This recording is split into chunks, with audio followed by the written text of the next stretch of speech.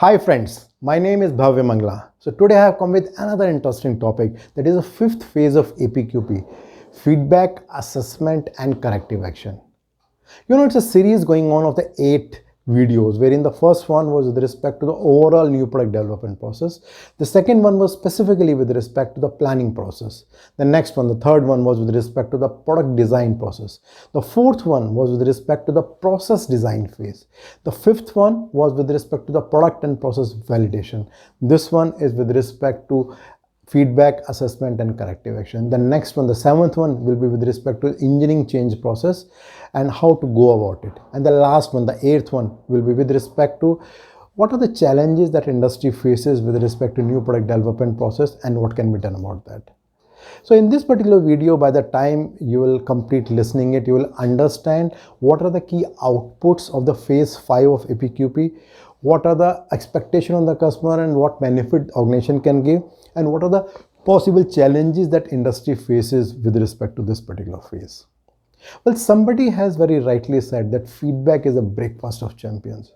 So unless and until an organization does not take feedback and assess about their performance with respect to the new product development process, it's very difficult to ensure that whether they are fulfilling the requirement of their management as well as of the customer or not. Like in PDCA cycle, plan, do, check, act. It's very important that after planning something and doing something, we need to see that whatever we did, whether it is as per the plan or not, and then whether it is fulfilling the expectation, and if not, what can be done with respect to that. Even though we are talking specifically phase 5 as if it is an end of it, but in true sense, this feedback, assessment and corrective action happens throughout the 5 phases, starting from voice of the customer till the PPAP stage. In all the stages, there is a regular interaction with the customer wherein the organization gets a feedback and they take action with respect to that. But specifically assuming that we are talking with respect to the PPAP lot now, which has been made in the previous phase, what needs to be done now? So let's talk about that. So once the PPAP lot is being given, there are 4 key outputs that come out of this particular process. And these 4 outputs are a result of the number of inputs that are coming from the previous phase. That was the product and process validation phase. So some of the key output that come from that particular phase includes things like manufacturing control plan, process capability study, measurement system analysis, details with respect to embedded software, information with respect to legal requirements, then production trial runs, PPAP plot, customer feedback, and all those inputs that are being received, based on which these 4 key outputs are there. So the first one is with respect to variation in the process. Once we did a PPAP plot, it becomes very clear to us that what are the variations that are coming in the process and whether those variations are within control or they are going out of control.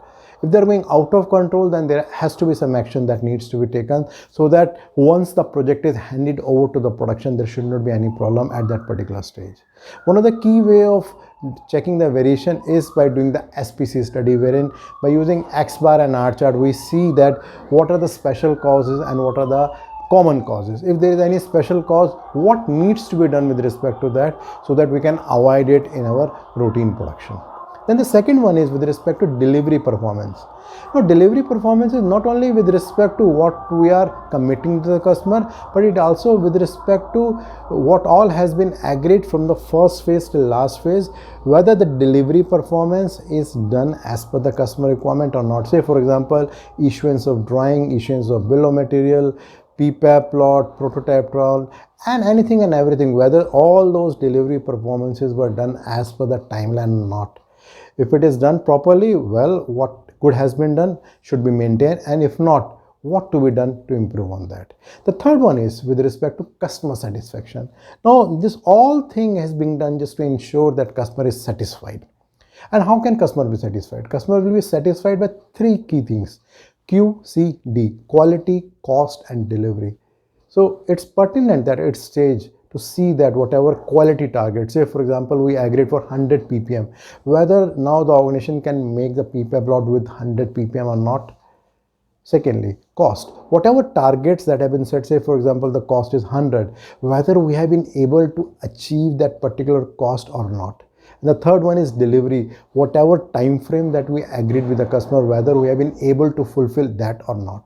So if the organization is able to do that, it means customer is satisfied. If not, it means we need to work on that to understand that why it happened and what can be done so that it can be improved in further projects. The fourth one and the most important is lesson learned. Now this is a stage wherein we may be accumulating all that learnings that are happening from phase 1 till now, and then there can be a big list of that what all things that organization has learned during this process of new product development. And the idea is that they can be utilized in the further projects, so that whenever any new project is coming, organization is very well aware, well, these are the challenges which are most probably going to come. So let's take some action before something problem comes again. So some of the data which can help the organization to learn about the failures, it can be related to quality, delivery, maybe with respect to warranty, recall, cost of poor quality, inventory, and all those information will give an idea that what is the performance when they were doing this new product development. So broadly, I talked about 4 key things. I talked about variation in the process, delivery performance, customer satisfaction, and the lesson learned. If an organization do everything systematically in all these 5 phases, then certainly it is going to improve the satisfaction level of the customer. It will improve the performance of the organization, and the relationship between organization and customer will improve. It will also enhance the confidence of organization in the CFT approach, and overall it will improve the relationship between organization and the customer. But if we talk about some of the possible challenges that can happen, one, how often a cross-functional team works together as a team. Secondly, how often the lesson learned are being recorded. And thirdly, even if lesson learned are being recorded, how often we are using it for the new product development process.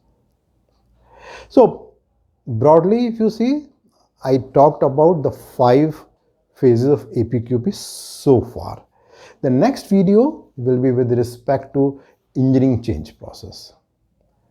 So in case you want to understand a little bit more detail about this particular video, there is a link below in the blog. You can click it and you will learn more about that.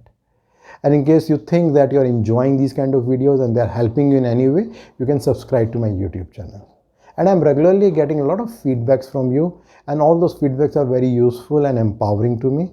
So do continue to share your feedback in future also. Thank you.